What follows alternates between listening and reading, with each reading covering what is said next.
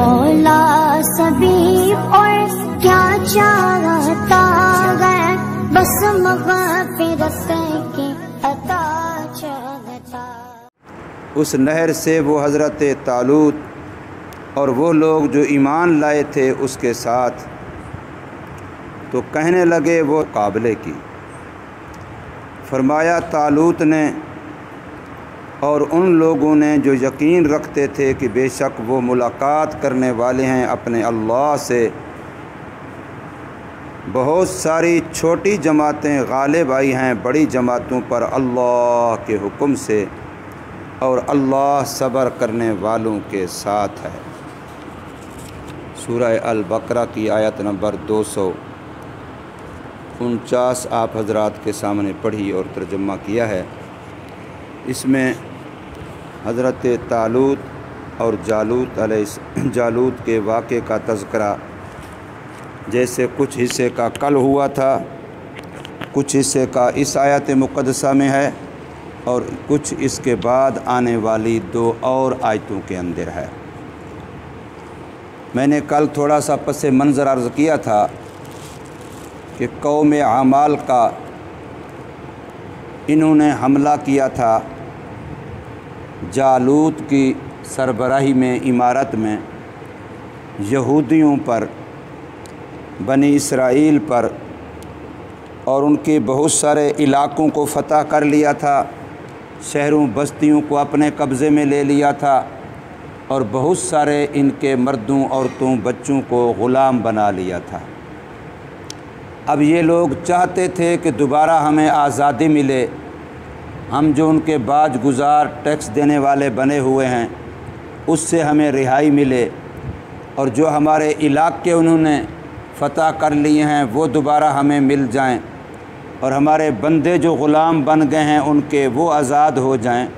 یہ ان کی چاہت تھی، لیکن ظاہر ہے غلام قوم کی سوچ بھی غلام ہوتی ہے۔ جیسے آج ہم اپنے بارے میں دیکھ لیں کہ آج مسلمان کسی بھی سطح پر سوچتا ہے تو وہ اس زاویے میں، اس نہج پہ سوچتا ہے کہ کہیں کفر کی بڑی بڑی طاقتیں ناراض تو نہیں ہو جائیں گی، ان کے محتاطی میں، ان کی غلامی میں سوچتا ہے۔ بلکہ آج تو مسلمان حکمرانوں کا حال یہ بن چکا ہے کہ ہر ایک اپنی حکومت کی کامیابی اس میں سمجھتا ہے کہ میں جتنا زیادہ یورپ اور کافروں کا غلام بنوں گا، ان کی اطاعت، ان کی محتاطی کروں گا، اتنا زیادہ میں کامیاب حکمران بنوں گا۔ یہ غلامی ہمارے ذہنوں کے اندر چھا چکی ہے۔ تو ان لوگوں کا حال بھی یہی ہو چکا تھا۔ تو ایک عرصے کے بعد اس علاقے میں اللہ کے نبی حضرت شموئیل علیہ السلام وہ تشریف لائے، حضرت موسیٰ علیہ السلام کے دین کی تبلیغ کرنے کے لیے۔ تو ان لوگوں نے اپنا سارا حال ماجرا اور اپنے دل کی چاہت ان کے سامنے بیان کی، اور ساتھ اس تمنا کا بھی، دل کی اس خواہش کا بھی اظہار کیا کہ ہم چاہتے ہیں اگر ہمارا کوئی امیر مقرر ہو جائے تو پھر ہم اس امیر کی محتاطی میں جہاد کریں، اور جہاد کے ذریعے سے اپنا دوبارہ کھویا ہوا مقام واپس حاصل کریں، اپنے علاقے بھی واپس لیں، اپنے بندے بھی آزاد کرائیں، اور ان کی غلامی سے بھی مستقل آزادی حاصل کریں۔ یاد رکھیے جہاد اللہ نے شروع سے رکھا ہے، اور فرمایا الجہاد ماضٍ الی یوم القیامہ، جہاد قیامت کے دن تک جاری رہے گا۔ اور جب تک مسلمان جہاد والا عمل کرتے رہے، اسلام کا ایریا بڑھتا رہا، مسلمانوں کی شان و شوکت میں اضافہ ہوتا رہا۔ اور جب سے کفر کے غلامی کی وجہ سے انہوں نے جہاد چھوڑا، نتیجہ یہ کہ مسلمانوں کی زمین تنگ ہو رہی ہے، معاشی لحاظ سے بھی کمزور ہو رہے ہیں، اور کفر کا غلبہ ان پر بڑھتا جا رہا ہے۔ اور جو لوگ خود ان کو امن کا درس دینے والے ہیں، مثال کے طور پر سابقہ پوری صدی کو دیکھ لیں، امریکہ، ایک دن ایسا نہیں آیا کہ امریکہ نے لڑائی بند کی ہو، کسی نہ کسی دنیا کے حصے میں اس نے فساد ڈالا ہوا ہے، اپنی فوجیں بھیجی ہوئی ہیں، مسلمانوں کو امن کا درس دے رہا ہے، لڑائی نہیں کرنی، جہاد بند، جہاد میں لڑائی ہے، لیکن خود آپ پوری صدی دیکھ لیں، اس کی ڈیٹ تاریخ دیکھ لیں، کوئی ایک دن ایسا نہیں ہے کہ جب اس نے دنیا کے کسی نہ کسی علاقے میں فوج کشی نہ کی ہوئی ہو، اور اس کی مالی حالت بھی کمزور نہیں ہو رہی، اس کی سیاسی حالت بھی کمزور نہیں ہو رہی، اور ہمیں درس دیا جا رہا ہے اگر تم ایسا کرو گے تمہارا تو وجود ختم ہو جائے گا۔ تو اللہ نے مسلمانوں کی عزت اور اسلام کا غلبہ جہاد میں رکھا ہے، اور جہاد سے کفر سے نفرت پیدا ہوتی ہے، اور جہاد سے اسلام سے محبت پیدا ہوتی ہے، اور یہی مسلمانوں کی عزت کا راز ہے۔ تو انہوں نے یہ درخواست کی، اور یاد رکھیے بھی مسلمانوں کے لیے امیر کا ہونا فرض ہے۔ حدیث ہے لا اسلام الا بالجماعت، جب تک تمہارے اندر اجتماعیت نہیں ہوگی تمہارا اسلام محفوظ نہیں رہے گا۔ لا اسلام الا بالجماعت، جماعت جب تک تمہارے اندر نہیں ہوگی، اجتماعیت نہیں ہوگی، اس وقت تک تمہارے اندر اسلام نہیں آ سکتا۔ ید اللہ علی الجماع، اللہ کی نصرت کا ہاتھ جماعت پر ہوتا ہے۔ جماعت سے جڑے رہو گے تو شیطان کے دو پیچ سے بچے رہو گے۔ من شذ شذ فی النار، جو جماعت سے نکل جاتا ہے وہ ایسا ہے جیسے کوئی بکری اپنے ریوڑ سے جدا ہو جاتی ہے، پھر وہ بھیڑیے کا شکار بنتی ہے۔ اور ولا جماعت الا بالامیر، کوئی جماعت اس وقت تک جماعت نہیں بن سکتی جب تک امیر نہ ہو۔ ولا جماعت الا بالامیر، اگر جماعت چاہتے ہو تو امیر کا ہونا ضروری ہے۔ وطاعت الامیر واجبۃ، اور امیر جب بناؤ تو پھر اس کی اطاعت کرنا واجب ہے۔ اور ایک حدیث میں ہے چاہے وہ غریب ہو، چاہے وہ کالے رنگ کا حبشی ہو، چاہے وہ غلام ہو، جس کو امیر بنایا اب اس کی اطاعت کرنا لازم ہے، اسی کے اندر فائدہ ہوتا ہے۔ لیکن اطاعت شریعت کے دائرے کے اندر ہے، خلاف شریعت بات کی اطاعت کسی مخلوق کی نہیں ہے۔ لا طاعت لمخلوق فی معصیت الخالق۔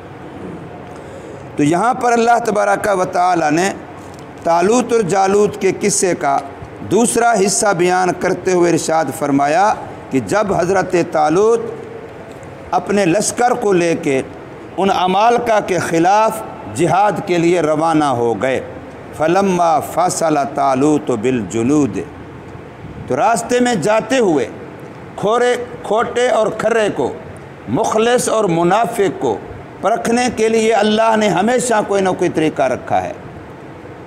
جب پہلا اسلام کا غزوہ ہوا ہے،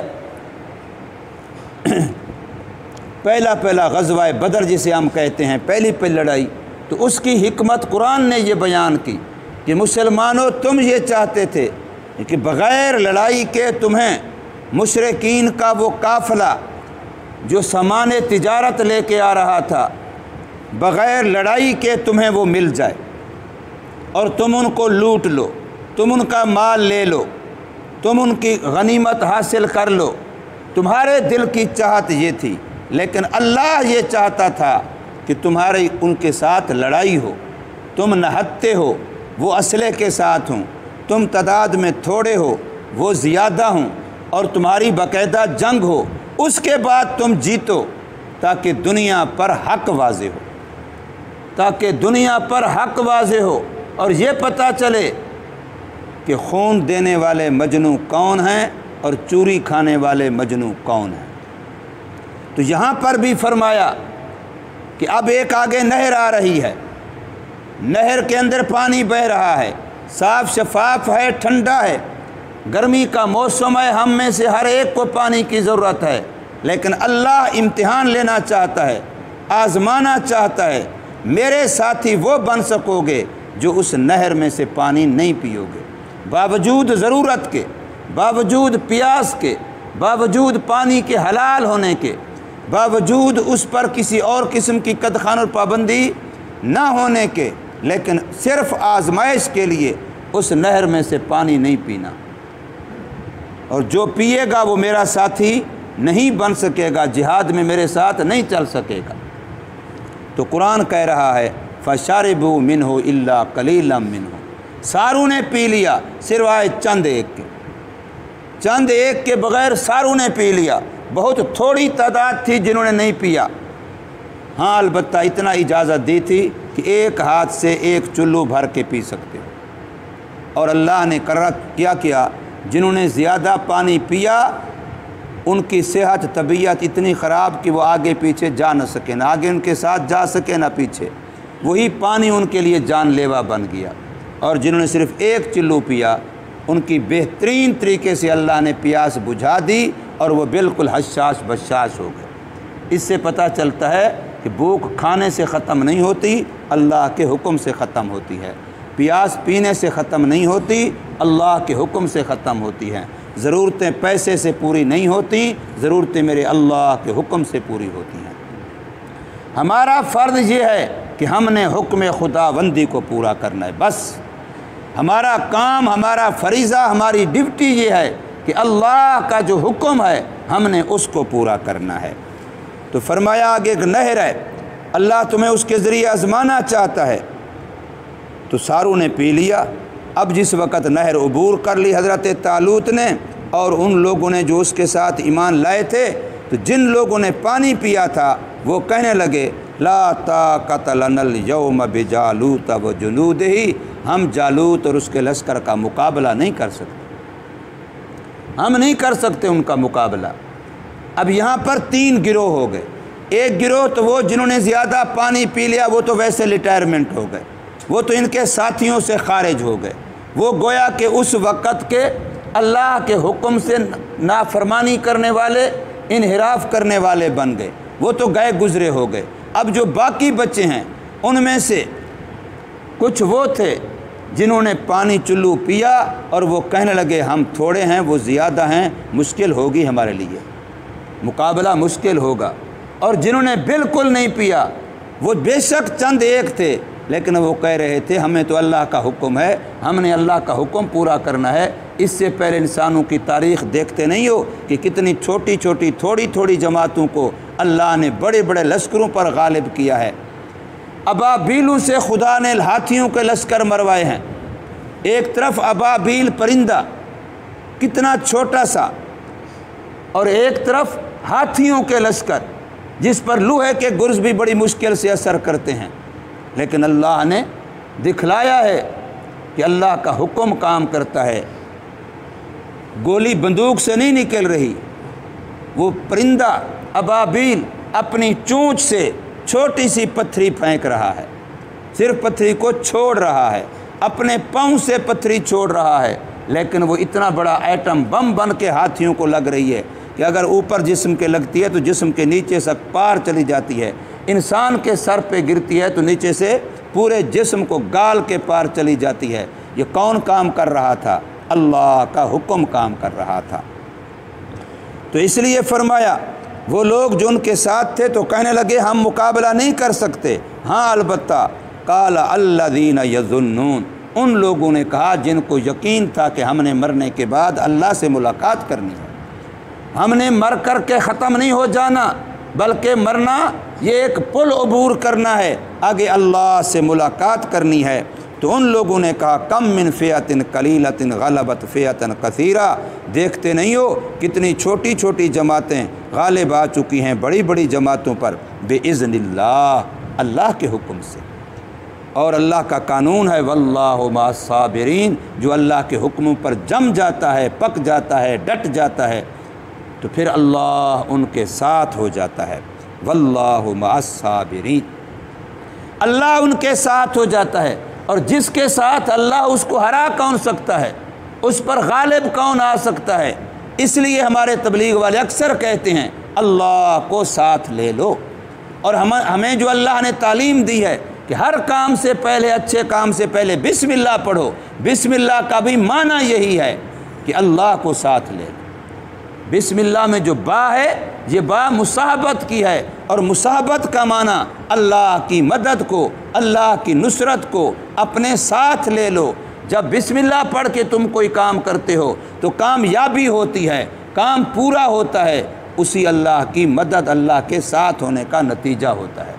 ان اللہ مع الصابرین، اور جگہ پر اللہ فرما رہے ہیں اللہ صبر کرنے والوں کے ساتھ ہے۔ تو اللہ کی معیت اور صبر اسی چیز کا نام ہے کہ سردی ہو یا گرمی ہو، طبیعت مانے یا نہ مانے، خوشی ہو یا غمی ہو، اللہ کے حکم پہ ڈٹ جانا، اللہ کے حکم پہ پک جانا، اسی کا نام صبر ہے۔ یاد رکھیے، تھپڑ کھا کے نہ رونا یہ صبر کی ایک شکل ہے، مصیبت میں جزا فضا نہ کرنا یہ صبر کی ایک شکل ہے۔ اصل صبر استقامت علی الدین کا نام ہے۔